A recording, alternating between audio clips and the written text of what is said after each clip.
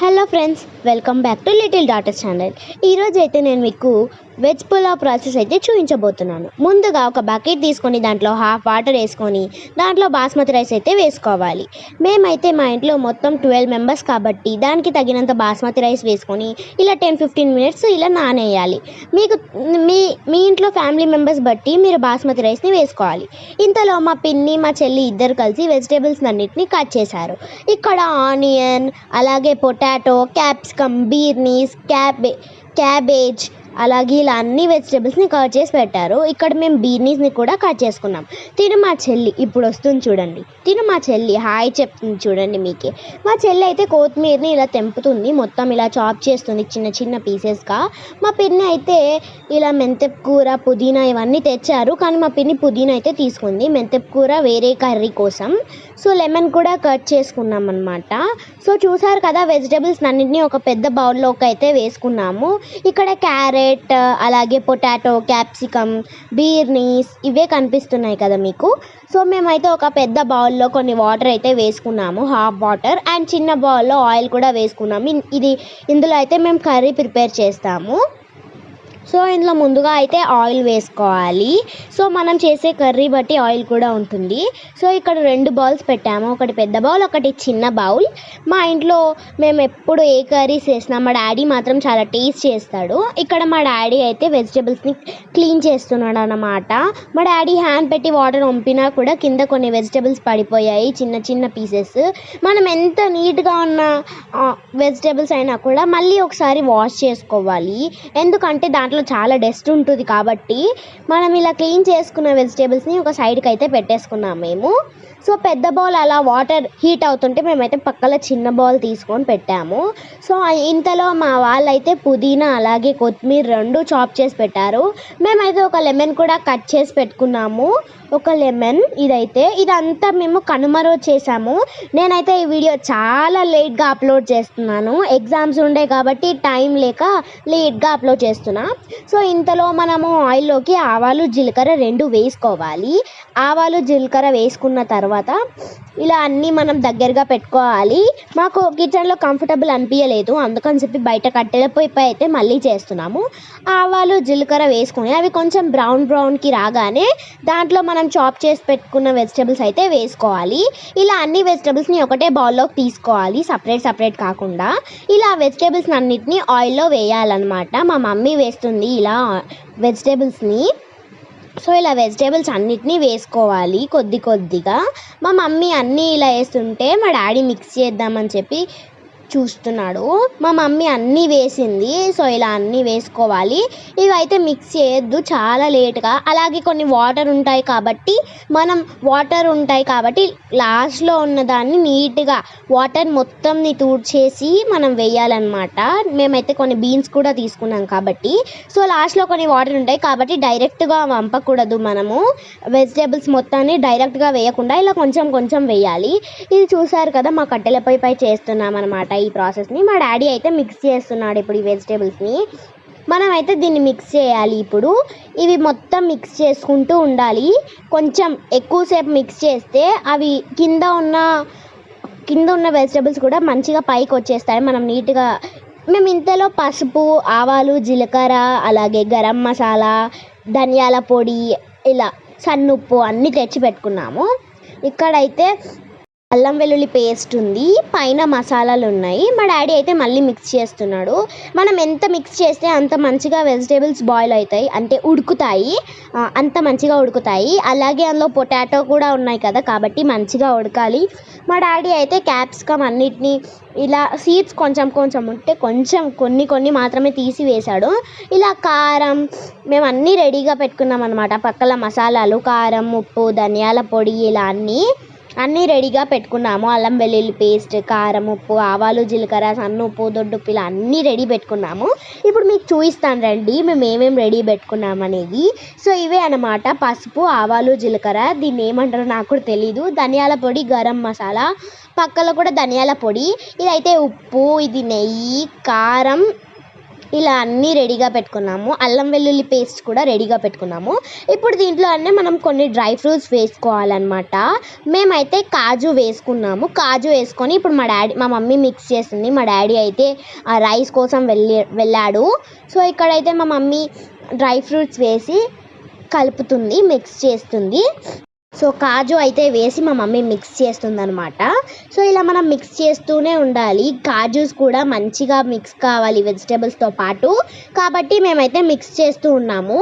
నేను ఈ వీడియో ఎందుకు లేట్గా అప్లోడ్ చేశాను అంటే మాకు ఇంతలో ఎగ్జామ్స్ ఉండే అనమాట. స్కూల్లో ఎగ్జామ్స్ ఉండే, ఇంటికి వచ్చి చదువుకోవడం కూడా అయింది. కాబట్టి ఇప్పుడు ఇందులో పసుపు అయితే వేసుకోవాలి మనము. మేమైతే ఒక 2 స్పూన్స్ వేసుకున్నాము. పసుపు వేసుకున్న తర్వాత మేమైతే ఇందులో ధనియాల పొడి, గరం మసాలా 2 వేసుకున్నాము. ఇప్పుడు వేసుకున్న తర్వాత కారం. మా ఇంట్లో ఎక్కువగా కారం తినము, ఎందుకంటే చిన్నపిల్లలు మేము ఉంటాము, అలాగే మా పేరెంట్స్ కూడా ఎక్కువ కారం ఏం తినరు. కాబట్టి మా డాడీ 3 స్పూన్స్ కారం వేసాడు. తర్వాత ఉప్పు అయితే 2 స్పూన్స్, 3 స్పూన్స్, 4 స్పూన్స్ వేసాడు, 5 స్పూన్స్ వేసాడు, అంటే 4.5 వేసాడు ఉప్పు. సో ఇవన్నిటిని బాగా మిక్స్ చేయాలి. మసాలాలు అన్ని కూరగాయలతో పాటు మిక్స్ అవ్వాలి, అంత మంచిగా మిక్స్ చేయాలి. మా మమ్మీ అయితే మిక్స్ చేస్తుంది. చూసారు కదా మొత్తం వెజిటేబుల్స్ అన్నీ ఎలా రెడ్గా అయ్యాయో. ఇది మసాలా మొత్తం వెజిటేబుల్స్కి పట్టాలి, అంత మంచిగా మిక్స్ చేయాలి. మిక్స్ చేసి ఇలా మిక్స్ చేస్తూనే ఉండాలి. మా మమ్మీ అయితే మిక్స్ చేస్తూనే ఉంది. ఇలా మనం మిక్స్ చేస్తూ ఉండాలి. నేను ఎందుకు లేట్గా అప్లోడ్ చేస్తున్నాను అంటే నాకు కూడా వాయిస్ ఓవర్ చేయడానికి టైం లేకుంటుంది, ఎందుకంటే స్కూల్ ఎగ్జామ్స్ ఉండే కాబట్టి వాయిస్ ఓవర్ ఇవ్వలేకపోయినా. అలాగే మనం డైరెక్ట్ వాయిస్ ఓవర్ ఇస్తేనే బెటర్ ఆప్షన్. మనకు ఒక 500 దాకా సబ్స్క్రైబర్స్ అయితే మనం ఒక సపరేట్ మైక్ అయితే తీసుకుంటాం యూట్యూబ్ గురించి. ఇప్పుడైతే అల్లం వెల్లుల్లి పేస్ట్ అయితే యాడ్ చేస్తున్నాం దీంట్లోకి. మా మమ్మీ అయితే ఎన్ని స్పూన్స్ అల్లం వెల్లుల్లి పేస్ట్ అంటే 2 స్పూన్స్ వేసి మళ్ళీ 1/2 వేసింది అల్లం వెల్లుల్లి పేస్ట్. ఇప్పుడు మా డాడీ కర్డ్ యాడ్ చేస్తున్నాడు దీంట్లోకి. సో మా డాడీ అయితే మొత్తం 3 కప్స్ ఆఫ్ కర్డ్ యాడ్ చేశాడు దీంట్లోకి. మనం కర్డ్ వేసుకుంటే కూడా అంత స్పైస్నెస్ అనిపించదు మనకి, అయినా కూడా ఎక్కువ కర్డ్ వేసుకోవద్దు, కొంచెమే వేసుకోవాలి. మేము ఇలా కర్డ్ కూడా వేసుకొని బాగా మిక్స్ చేస్తున్నాము. సో మా మమ్మీ అయితే మిక్స్ చేస్తుంది. మనం మసాలా గ్రేవీతో పాటు కర్డ్ కూడా మిక్స్ అయిపోవాలి, కాబట్టి అలా మిక్స్ చేస్తూ ఉంది మా మమ్మీ. ఈ ప్రాసెస్లో ఎక్కువగా మిక్స్ చేసేది మీకు అనిపిస్తుంది కదా, మా మమ్మీ మ్యాక్సిమం మిక్స్ చేస్తూనే ఉంది. ఈ వీడియోని నేను మధ్యలో ఆఫ్ చేశాను కాబట్టి మిగిలినంత ఎంత మిక్స్ చేసింది అనేది నేను మీకు చెప్పలేను. సో ఇదైతే బాగా బాయిల్డ్ అవ్వాలి, అంటే బాగా ఉడకాలి. దీన్ని ఇలా కట్టెలపై ఉడికిస్తుండే. ఇది కొంచెం ఉడికిన తర్వాత దీంట్లోకి మనము అన్ని బిర్యానీవి ఆకులు అవన్నీ ఉంటాయి కదా, బిర్యానీ మసాలాలు వేసుకోవాలి. బిర్యానీ ఆకులు అవన్నీ అయితే వేసుకోవాలన్నమాట. ఇక్కడ మా డాడీ బిర్యానీవి అన్ని ఆకులు, బిర్యానీ ఆకులు అవన్నీ వేసుకొని బాగా మిక్స్ చేస్తున్నాడు. మనం బిర్యానీ ఆకులు వేసుకున్నా కూడా అవి ఎక్కువగా వేసుకోవద్దు, ఎందుకంటే ఎక్కువ వేసుకుంటే చాలా ఘాటుగా అనిపిస్తుంది మనం తినే టైంలో. కాబట్టి ఎక్కువగా వేయకుండా మా డాడీ చాలా తక్కువగా వేసాడు. సో స్మెల్ మాత్రం చాలా టేస్ట్గా వస్తుంది. మా డాడీ అయితే ఇక్కడ టేస్ట్ చేశాడు. సో ఇది తిని మా డాడీ, మీకు తెలుసు కదా మా డాడీని నేను ఇంతవరకు ఒక్క వీడియోలో చూపించలేదు, ఇదే వీడియోలో చూస్తున్నారు మీరు మా డాడీని. సో మా డాడీ అయితే చూపించాను కదా ఇప్పటిదాకా, తనే మా డాడీ. సో ఇలా మా డాడీ అయితే బాగా మిక్స్ చేస్తూ ఉన్నాడు కర్రీని. ఇలా కర్రీని బాగా మిక్స్ చేసిన తర్వాత దీంట్లో అయితే కొంచెం పుదీనా వేసుకోవాలి. మనం కట్ చేసి పెట్టుకున్న పుదీనా వేసుకున్న తర్వాత మళ్ళీ మిక్స్ చేయాలి. సో ఇలా మా డాడీ చూపిస్తున్న విధంగా మిక్స్ చేసుకోవాలి. మనం కర్రీ ఎక్కువగా చేస్తే కొంచెం పెద్ద స్పూనే తీసుకోవాలి, అండ్ బౌల్ కూడా చాలా పెద్దదే తీసుకోవాలి. మేము దీంట్లో రైస్ పట్టే అంతానే తీసుకున్నాము బౌల్. సో మంట కూడా చాలా మంచిగా మండుతుంది కట్టెలపై కాబట్టి. సో మేము ఇలా మిక్స్ చేసుకున్న తర్వాత మా డాడీ సీడ్స్ తీస్తున్నాడు లెమన్ నుంచి. లెమన్ అయితే దీంట్లో ఇప్పుడు పిండుతాడు. సో లెమన్ కూడా పిండుతున్నట్టున్నాడు, పిండలేడు నాకు తెలిసి. లెమన్ అయితే ఇంకా వేయలేదు. సో లెమన్ వేయలేదు, ఇంకా మిక్స్ చేస్తున్నాడు. పుదీనా వేసాం కదా కాబట్టి సో మా డాడీ మిక్స్ చేశాడనమాట. తినైతే మా తమ్ముడు వీడైతే హాయ్ కూడా చెప్తున్నాడు మీకు. ఇప్పుడు వాటర్ హీట్ అయ్యా లేదా మనం హ్యాండ్తో చెక్ చేసుకోవాలి. సో ఇలా మొత్తం ఎలా వస్తున్నాయి కదా పొగలు, మనం ఇంకా కర్రీని దింపేసుకొని మనం ఇప్పటిదాకా బకెట్లో పెట్టాం కదా బియ్యాన్ని, బాస్మతి బియ్యంని, అందులో ఉన్న వాటర్ని వంపేసి మనం ఇప్పటిదాకా బాయిల్ చేసుకున్న హాట్ వాటర్లో వేయాలి. ఈ బాస్మతి రైస్ని దాంట్లోకి వేసుకున్న తర్వాత ఒకసారి మిక్స్ చేయాలి. సో కొంచెం సేపు క్యాప్ పెట్టి ఒక 5-10 మినిట్స్ ఆగాలి. ఆగిన తర్వాత బాగా బాస్మతి రైస్ని మిక్స్ చేయాలి. మనము ఎక్కువగా మిక్స్ చేయొద్దు, ఇదైతే సెకండ్ టైం. సో ఇలా బాస్మతి రైస్ అయితే బాగా ఉడకాలి, లేకుంటే మొత్తం తినడానికి మనకు ఎలా అనిపిస్తుంది. మా డాడీ అయితే చెక్ చేస్తున్నాడు మంచిగా ఉడికిందా లేదా అని చెప్పేసి. సో ఇలా బాస్మతి రైస్ని బాగా మిక్స్ చేయకుండా కొద్దిగా మిక్స్ చేయాలి. ఒక 10-15 మినిట్స్ని బాస్మతి రైస్ పై అలానే క్లోజ్ చేసి ఉంచాం మేము. సో తర్వాత మళ్ళీ ఓపెన్ చేసి చూస్తున్నాము. ఇప్పుడైతే బాస్మతి రైస్ అయితే మొత్తం దానికి కావాల్సిన ప్రిపరేషన్స్ మొత్తం మా డాడీయే చూసుకున్నాడు. నేను ఒక్కటి షాప్కి వెళ్ళి బాస్మతి రైస్ని అవన్నీ తెచ్చేసాను. ఇలా కాసేపు మనము బాయిల్ చేసాక బాగా బాయిల్ అయిన తర్వాత మనం వాటర్ని అయితే వంపాలి. మొత్తం ఒక 10-15 మినిట్స్ అయితే మేము ఆగి బాయిల్ చేసాము కాబట్టి బాగా ఉడికింది బాస్మతి రైస్. ఉడికిన తర్వాత వాటర్ అయితే వంపేసాము. మేమైతే ఇక్కడ హోల్స్ ఉన్న ఒక పెద్ద బౌల్ తీసుకున్నాము. దాంట్లో వేసిన తర్వాత చూసారు కదా బాస్మతి రైస్ ఎంత బాగా కుక్ అయిందో.